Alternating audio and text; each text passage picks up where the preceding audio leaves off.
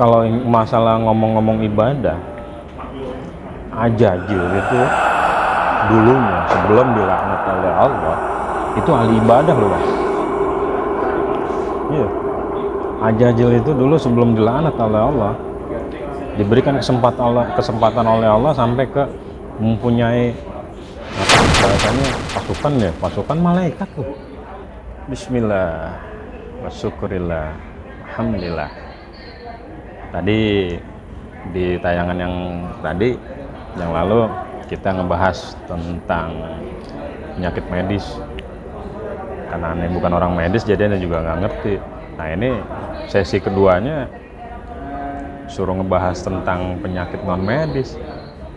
Waduh, aneh lebih pusing lagi karena kan penyakit non medis ini penyakit yang dapat dirasakan tapi susah diprediksi, susah dicari asal muasalnya, dan nggak bisa dilihat katanya, bingung kan.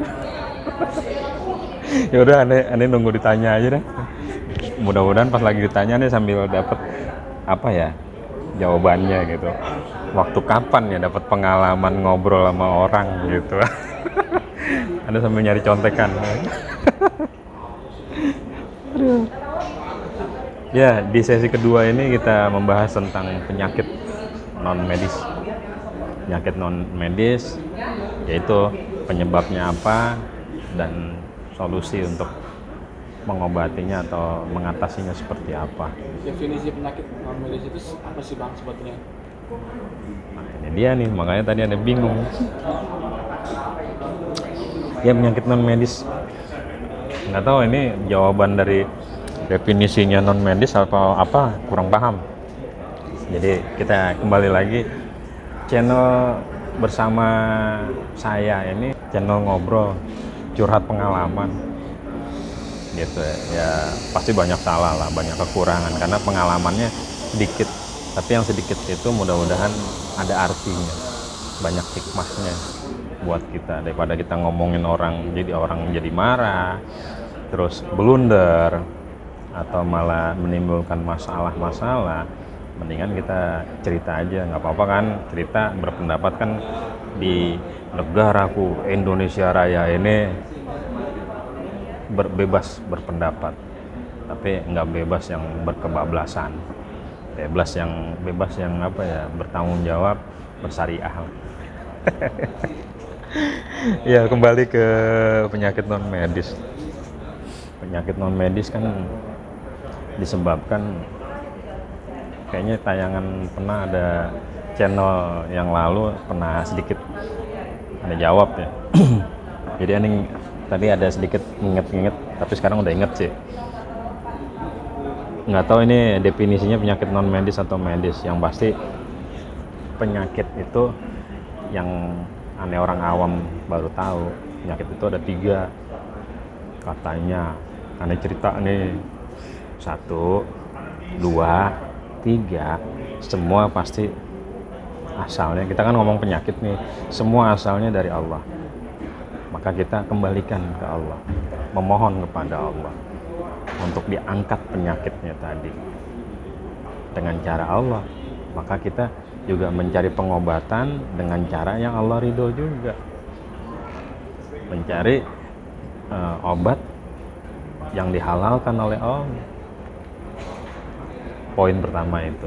Poin kedua, katanya nih, aneh ingat-ingat cerita, penyakit yang kedua itu penyakit yang disebabkan oleh sebab akibat dari pola kita, dari kesalahan kita, maka berimbas dampak negatifnya berupa penyakit ke diri kita, baik gangguan pikiran, kesehatan kita, maupun gangguan-gangguan yang tanda kutip datang ke medis kok nggak terekam sama medis.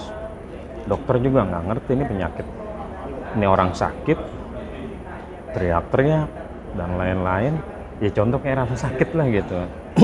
Ini orang teriak, aduh dokter tolongin ini segala macem.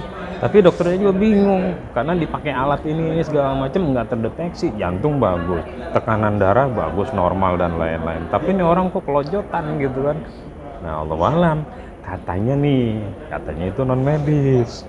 Makanya dokter menyarankan ya udah banyak doa, banyak ibadah, coba ke orang yang lebih paham.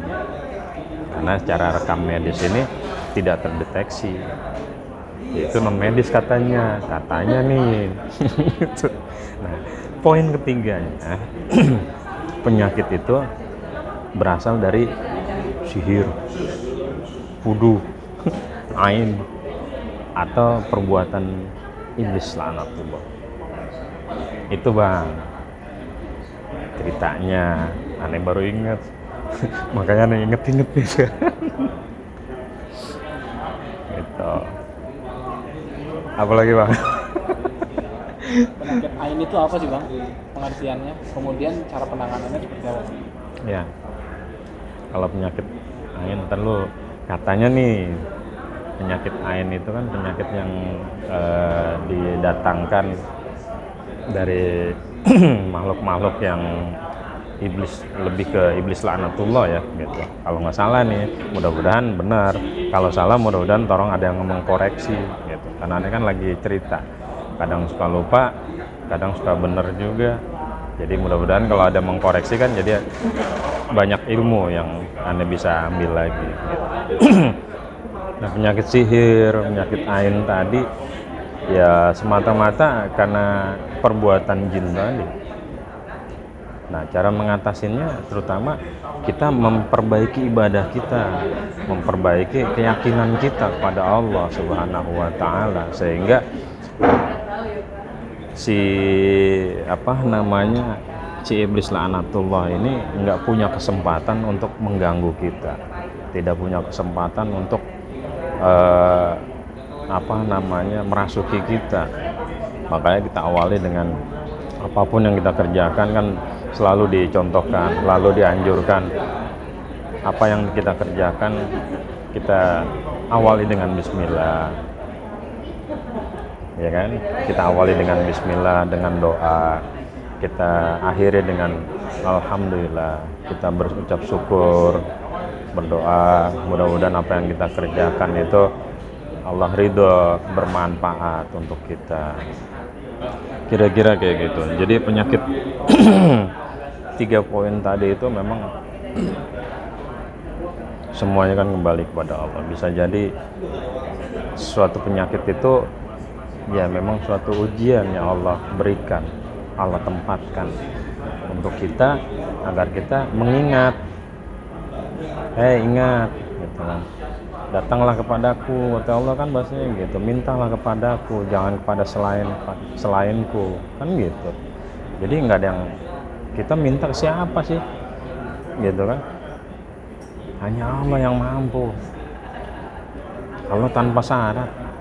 Kita nggak ibadah, nggak minta semua yang diciptakan oleh Allah, nggak beribadah, nggak meminta atau nggak memberikan atau amalan apapun, Allah nggak rugi.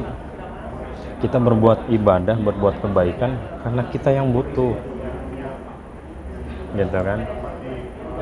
Allah bahasanya mengajarkan kita untuk kita lebih mengingat Allah dan mengagungkan, mempertuhankan Allah.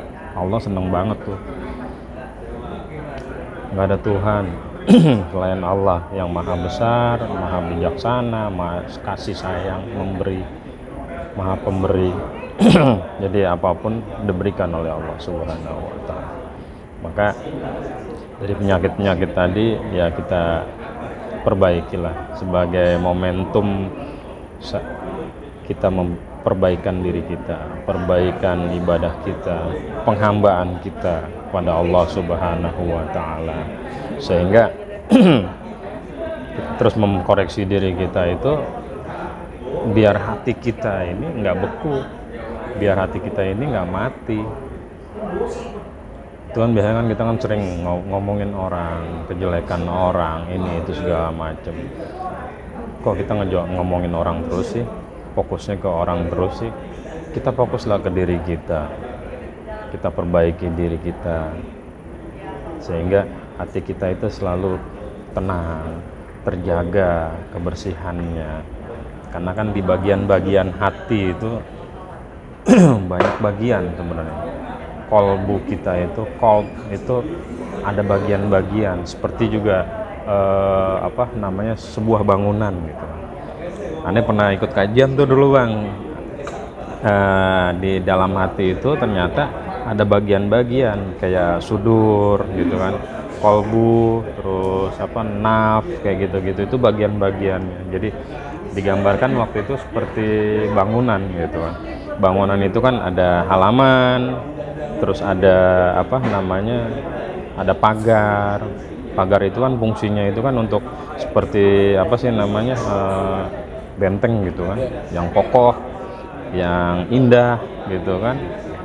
Dan itu harus bener-bener tuh terjaga gitu. Jangan juga bentengnya yang bagus, kokoh, tapi dalamnya bangunannya jelek gitu kan, kotor dan lain-lain. Nah itu juga nggak bagus juga. Makanya nih bang, kadang-kadang kan kita punya baik nih, mewah di rumah, kemudian nggak jelas lah ketika ada was-was dan ada tahu-tahu seperti ada penyakit yang tidak seperti kita ini kira-kira gitu bang. Nangis nggak jelas, sebenarnya kayak gitu. Apakah itu termasuk penyakit non medis kan? Sebabkan gaib juga. Kadang, nah itulah kita sebagai orang awamnya. Kalau kita diberikan kesempatan, bahasanya kita dengar, kita mengetahui, wah ini gangguan jin nih, gitu kan? Ini gangguan setan nih. Tuh setan teriak tuh, lu jangan fitnah dong. Setan juga kan tolong dihargai sebagai setan gitu kan, jangan apa-apa fitnah gue segala macam. dia komplain deh. Dia komplain gitu, dia protes gitu kan, apa-apa gue gue itu justru di dunia gue ini, kata dia yang cerita yang viral itu kita lagi ceritain, banyak kan bangsa setan itu, bangsa iblis itu lagi pada kemanusiaan nih katanya. Kalau masuk makhluk manusia itu kan banyak kesetanan. Nah di bangsa setan kemanusiaan kata. Karena kenapa? Dia itu hanya sebatas ngeganggu. Bahasanya, tuh air kayaknya nikmat tuh. Nggak disuruh diminum, cuman disuruh diganggu doang. Air itu nikmat tuh gitu. Padahal itu bukannya air, mungkin sesuatu hal yang Allah larang, homer misalkan gitu, atau ada racunnya gitu kan. Nah karena si setan tadi ngeganggu, cuman ngebisikin doang, seger tuh air tuh, nggak suruh diminum. Si manusianya aja yang punya banyak keinginan, airnya diminum sampai habis. Yang ribetnya udah minum habis, udah jalan, nggak bayar. Seneng gak tuh setan? Seneng banget. Makanya mereka menaruh hormat bagi orang-orang yang selalu berbuat kesalahan. Dibisikinnya satu, tapi dilakukannya itu lebih dari 1000 kali. Makanya dia, wah hebat tuh gitu. Kira-kira gitu. Nah, adapun kembali ke pertanyaan tadi, bisa jadi tuh anak masuk angin kali, gitu kan? Atau dia lapar, ingin minum susu dan lain-lain. Atau badannya, ya namanya anak ya, terutama balita kan gitu kan. Dia polahnya begini ini segala macem, mungkin badannya lelah. Makanya dulu tuh aneh tuh sama nenek gitu kan. Kalau misalkan udah mau tidur gitu kan, atau pada maghrib gitu kan, habis sholat maghrib gitu, aneh dilus-lus tuh, maksudnya dipijit-pijit badan gitu, enak nyaman, tidur juga pules gitu. Jadi nggak harus selalu memfitnah perbuatan makhluk tadi. Coba kita cari tahu dulu, kita teliti dulu, ini kenapa nih anak nih segala macem gitu. Kalau gangguan-gangguan kayak gitu kan ya keterangan-keterangan juga kan banyak. Ada doa-doa Rasulullah juga yang selalu sering kita baca gitu kan. Pas kita masuk menjelang malam gitu kan, atau maghrib, baca hasbunallah wa ni'mal wakil kayak gitu kan, atau a'udzu bikalimatillahi tammati min syarri ma khalaq gitu kan. Terus bismillahirrahmanirrahim la yadurru ma ismihi syai'un fil ardi wala fis samai wa huwas samiul alim. doa-doa penjagaan itu gitu kan. Terus kalau anak-anak kan biasanya kan kalau mau tidur ya langkah baiknya kan kita salawat, baca salawat gitu kan, atau kita apa ya, daripada nyanyi rock and roll gitu, wah gitu. Bukannya pulas malah melotot kan. Yang ribetin lagi ntar kalau tuh anak ngikut-ikut gini-gini kan udah repot juga. Gitu lah kira-kira. Jadi apapun ya kita coba teliti dulu lah, jangan langsung mengambil sikap atau apa ngasihnya ngejas gitu, wah ini perbuatan ini nih ya. ini begini nih ya. Kali lagi kalau kita diberikan kesempatan, dia udah pada protes tuh, demo di rumah kita, di demo sama dia loh. Wah gue nggak terima apa gue disalahin loh. Emang enak. Kira-kira kayak gitu. Bang, mau tanya nih, Ya, Bu. kenapa orang beriman rajin sholat? Maksudnya orang yang rajin sholat, kemudian rajin ngaji, bisa dibilang ibadahnya bagus lah dilihat, tapi kenapa kok bisa kerasukan ya bang? Itu penyebabnya apa dan karena apa itu bang? Solusinya seperti bagaimana? Nanyanya jangan spesifik gitu dong. Karena Anda jawabnya nggak pernah ini loh, nggak pernah apa ya, nggak pernah serius juga ya, nggak pernah tuntas gitu kan. Anda lebih makan ya.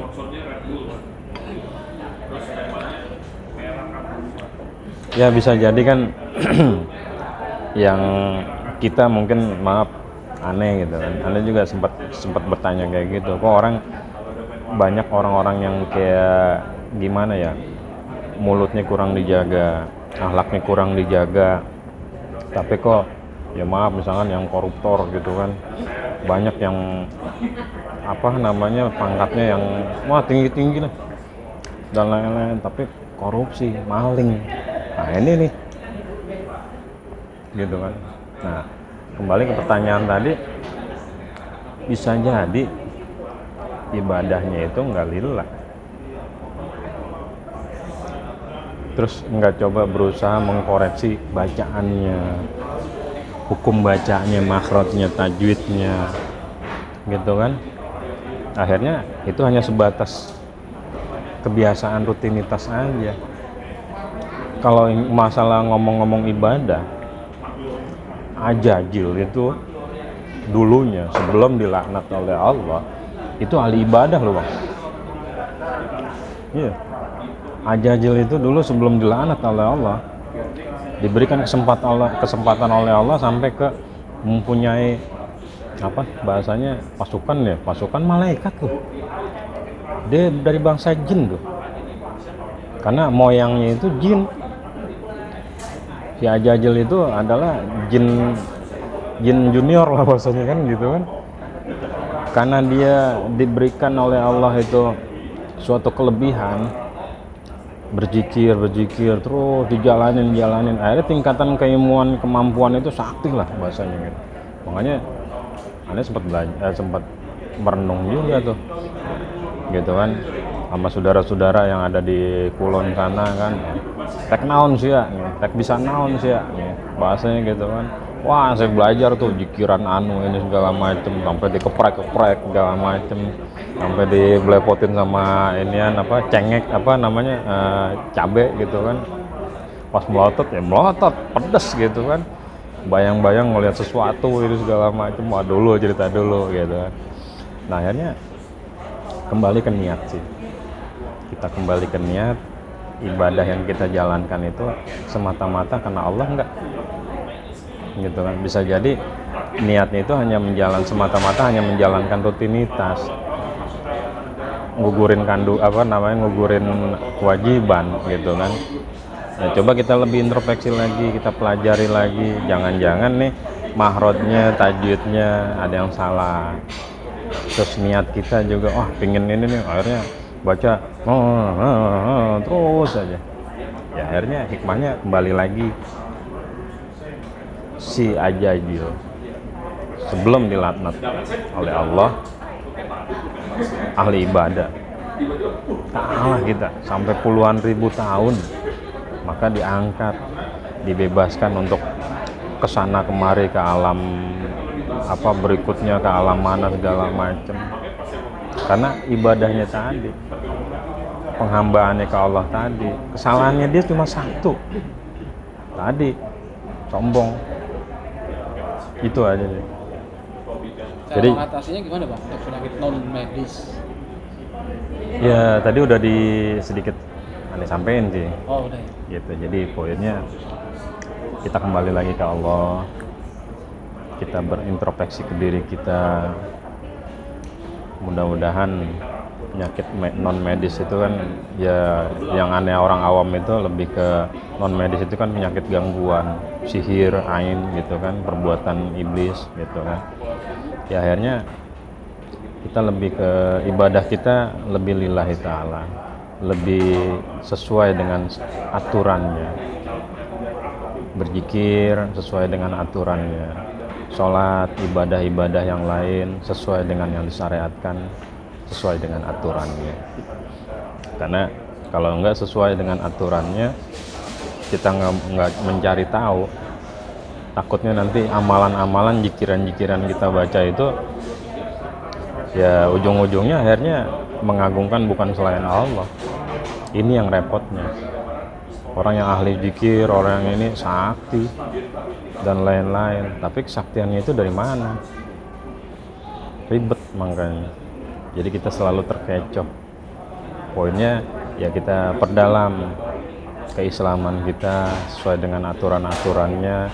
Kita ngaji, kita cari tahu, kita nyari tahu ilmu yang sesuai dengan aturan, sesuai dengan yang dicontohkan oleh Rasulullah Muhammad SAW dan para wali-waliullah. Mudah-mudahan kita terhindar dari gangguan-gangguan tadi. Itu ceritanya. Ada yang kurang nggak tuh Bang? Mungkin dapat ada masukan gitu buat Ane kan. Ane jadi ini kan kita ngobrol cerita, mudah-mudahan jadi dapat cerita baru Iya. gitu kan.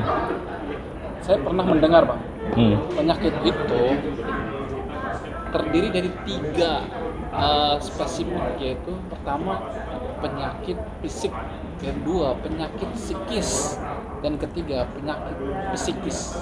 Apa tuh Bang definisi masing-masingnya Bang? Tolong dijelaskan. Sebenarnya Ane minta Ane balikin, tolong dijelaskan Bang, Ane nggak tahu.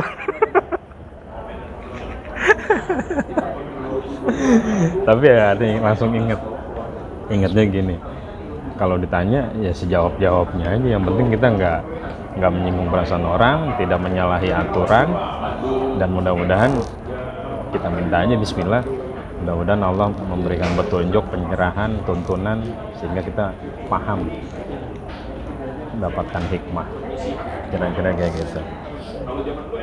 Nah, karena Ane udah ngejawab kayak gitu, Ane lupa tuh pertanyaannya tadi apa. Apa yang dimaksud dengan penyakit fisik, penyakit psikis, dan penyakit psikis? Dahsyat sekali tuh pertanyaannya tuh, makanya apa ya? Jawab Bang.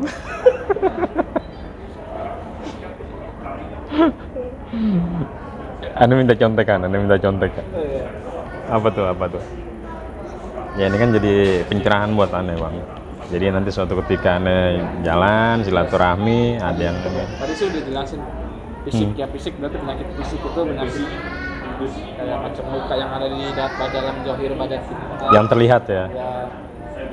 Dan psikis itu penyakit yang tak terlihat, dan psikis itu penyakit mental, Ya. gangguan mental, gangguan jiwa lah. Ane mau ngomong gitu tadinya tuh Bang. Tapi karena udah kebanyakan ngomong. Iya. Jadi penyakit kan yang bisa terlihat, bisa terdeteksi oleh medis. Ada penyakit yang tidak bisa terlihat tapi bisa kita rasakan. Itu yang sering dibilang penyakit non medis gitu kan. Dan ketiganya penyakit psikis atau kejiwaan, mental. Itu banyak hal yang dapat mempengaruhi. Poin pertamanya adalah karena lemahnya iman. Maknya iman. Oh, luar biasa jawabannya. Dahsyat loh. Cangkup semua tuh. Lemahnya Pertanyaan iman. kasih jawaban. Wah. Iya. Aneh juga nggak kuat-kuat banget iman aneh. Tapi karena aneh nyadar nggak kuat iman tadi. Luar biasa nih problem solver kita nih. 3 pertanyaan, 1 jawaban. Makanya dia kan seneng bergaul sama silaturahmi. Ya bukan sih aneh milih-milih gitu. Memang kita hidup harus memilih. Hidup itu kan pilihan bang ya. Hidup itu pilihan. Jadi Iya. karena aneh ngerasa nggak bisa, aneh fakir, aneh bukan siapa-siapa, aneh milih temen deh. Aneh hadirin tuh majelis-majelis ilmu gitu kan. Minimal ya keterbatasan waktu dan lain-lain kesibukan, akhirnya wah teman kerjaannya misalkan orangnya lebih nih pengetahuan tentang agamanya, misalkan aneh banyak ajak ngopi, aneh ajak ngudut bareng, korek dah dikit-dikit segala macam kayak gitu. Nah poin utamanya adalah jangan kita mencari bahan terus, jangan cuma nyari informasi terus, tapi kita coba pas lagi malam bang, mentadaburi ya, bermuhasabah ya gitu. Kita coba bermuhasabah diri. Poin yang lebih utama pengamalannya. Setelah kita memahami, kita amalkan, maka insya Allah nanti hikmah. Nggak perlu kita apalin juga, ntar kita lama-lama jadi, karena hikmahnya dapat, kita akan paham apa yang dimaksud, apa yang harus kita lakukan, apa yang harus kita jauhi.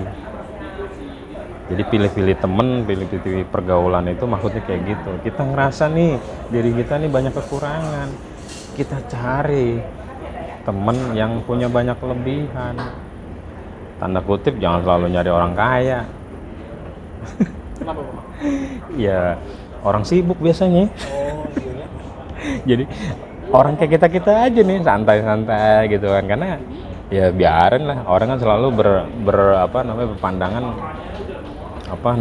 lebih ke materi kan gitu kan. Padahal aneh juga pakir ilmu, pakir semua.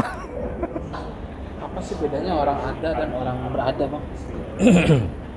Ya kita orang ada yang dan tiada kita.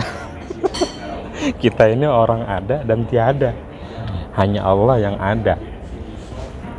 Maksudnya apa tuh? Jadi orang ada maksudnya ya ada imannya, ada ilmunya. Alangkah baiknya kayak gitu. Jadi kalau orang-orang yang kaya, orang-orang yang berada itu lebih ke materi sih biasanya. Gitu kan. Ya akhirnya kita hanya dilihat sebatas bukan kastanya nih. Wah bukan ini nih gitu kan. Akhirnya kita hanya dilihat dari perform kita, kemampuan materinya dan lain-lain. Jadi kayaknya enggak lah, lebih baik ya kalau misalkan kita ada sih beberapa kawan gitu kan, ini segala macem, ntar ada jemput pakai boil gitu kan segala macem, ya aneh lebih membatasi diri. Tapi kalau dia memang membutuhkan segala macem, ya aneh lebih seneng nongkrong nyari taman gitu kan, kita ngopi ngudut, ngobrol lah di situ dah dari A sampai Z gitu. Kira-kira kayak gitu. Gimana bang? Masuk, Bang. Masuk. Poinnya rangkuman dari semua. Kesimpulannya, Bang. Kesimpulannya penyakit medis maupun penyakit non medis semuanya adalah ujian anugerah dari Allah Subhanahu wa taala agar kita lebih mengintrospeksi, memperbaiki diri kita, agar kita selalu mempertuhankan Allah Subhanahu wa taala, kita memperbaiki ibadah kita, hati kita, pola pikir kita, dan adab kelakuan kita keseharian ke diri kita lebih bijak, arif, bijaksana, maupun ke lingkungan kita dan lain-lain. Semoga kedepannya dimulai dari hari ini kita terus memperbaiki diri agar terus menjadi baik dan terus baik dan mendapatkan ridho dari Allah Subhanahu wa taala. Mohon maaf segala kekurangan, ada kesalahan, kehilapan, tanpa menyinggung, bermaksud menyinggung siapapun. Ini hanya cerita. Apapun komennya, apapun pendapatnya, saya terima kasih. Yang penting nonton, dipantengin dari awal sampai akhir biar gak gagal paham. Mudah-mudahan ada hikmahnya buat diri saya dan buat pemirsa semua. Pantengin terus. Assalamualaikum warahmatullahi wabarakatuh. Bye.